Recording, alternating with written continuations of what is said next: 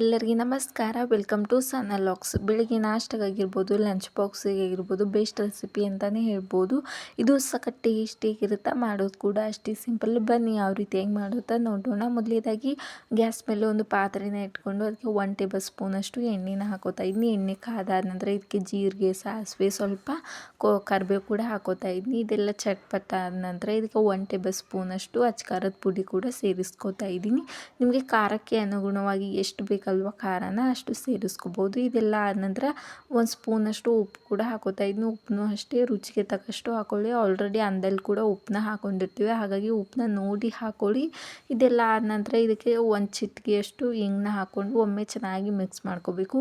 ಉಪ್ಪು, ಹುಳಿ, ಖಾರ ಎಲ್ಲ ಎಣ್ಣೆಲಿ ಮಿಕ್ಸ್ ಆಗಬೇಕು. ಆ ರೀತಿಯಾಗಿ ಚೆನ್ನಾಗಿ ಮಿಕ್ಸ್ ಆದ ನಂತರ ಇಲ್ಲಿ ನಾವು ನಾರ್ಮಲಾಗಿ ಬದ್ನೆಕಾಯಿ ಏನಿರ್ತಾವಲ್ಲ, ಮುಳ್ಗಾಯಿ ಬದ್ನೆಕಾಯಿನ ಅದನ್ನ ಉದ್ದುದ್ದಾಗಿ ಹೆಚ್ಕೊಂಡು ಚೆನ್ನಾಗಿ ತೊಳ್ಕೊಂಡು ಹಾಕೋತಾ ಇದ್ದೀನಿ. ಇದು ಯಾವುದೇ ರೀತಿ ಬೇರೆ ಥರ ವೈಟ್ ಬದ್ನೆಕಾಯಿ ಅದು ಏನಲ್ಲ, ನಾರ್ಮಲಾಗಿ ಮುಳ್ಗಾಯಿ ಬದ್ನೆಕಾಯಿ ಇರ್ತಾವಲ್ಲ ಕಲರ್ದು, ಅದನ್ನೇ ಚಿಕ್ಕ ಚಿಕ್ಕದಾಗಿ ಕಟ್ ಮಾಡಿಕೊಂಡು ಸೇರಿಸ್ಕೊಂಡಿನಿ. ಅದಾದ ನಂತರ ಬದ್ನೆಕಾಯಿ ಹಾಕಿದಾದ ನಂತರ ಒಂದು 4ರಿಂದ 5 ನಿಮಿಷ ಇದನ್ನ ಚೆನ್ನಾಗಿ ಎಣ್ಣೆಲಿ ಮಿಕ್ಸ್ ಮಾಡಬೇಕು. ಮಿಕ್ಸ್ ಮಾಡಿ ಟೇಸ್ಟ್ ಮೇಲೆ ಸಖತ್ತಾಗಿರ್ತೈತಿ.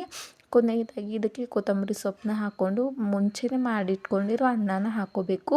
ನೋಡಿ ಈ ರೀತಿಯಾಗಿ ಮುಂಚೆನೇ ಮಾಡಿಟ್ಕೊಂಡಿರೋ ಅನ್ನನ ಹಾಕ್ಕೊಂಡು ಚೆನ್ನಾಗಿ ಇದನ್ನ ಮಿಕ್ಸ್ ಮಾಡಬೇಕು.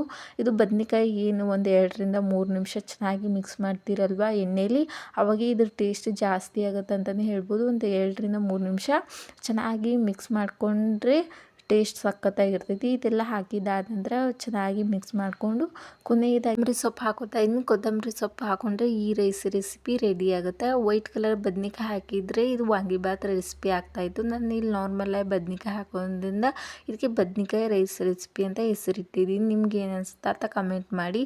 ಹಾಗೂ ಇದು ನೋಡ್ತಾ ಇರ್ಬೋದು, ಸರ್ವ್ ಕೂಡ ಮಾಡ್ಕೋತಾ ಇದ್ದೀನಿ. ಎಷ್ಟು ಕಲರ್ಫುಲ್ಲಾಗಿ ಎಷ್ಟು ಈಸಿಯಾಗಿ ಮಾಡ್ಕೋಬೋದು ಅಂತ. ನೀವು ಕೂಡ ಒಮ್ಮೆ ಟ್ರೈ ಮಾಡಿ. ಯಾವ ರೀತಿಯಾಗಿ ಬಂದಿತ್ತು ಅಂತ ತಪ್ಪದೆ ಕೂಡ ಕಮೆಂಟ್ ಮಾಡಿ. ಈ ವಿಡಿಯೋ ನಿಮ್ಗೆ ಇಷ್ಟ ಆದಲ್ಲಿ ಲೈಕ್ ಮಾಡಿ, ಶೇರ್ ಮಾಡಿ. ಪ್ಲೀಸ್ ಚಾನಲ್ನ ಸಪೋರ್ಟ್ ಮಾಡಿ ಆ್ಯಂಡ್ ಸಬ್ಸ್ಕ್ರೈಬ್ ಮಾಡ್ಕೊಳ್ಳಿ. Thank you.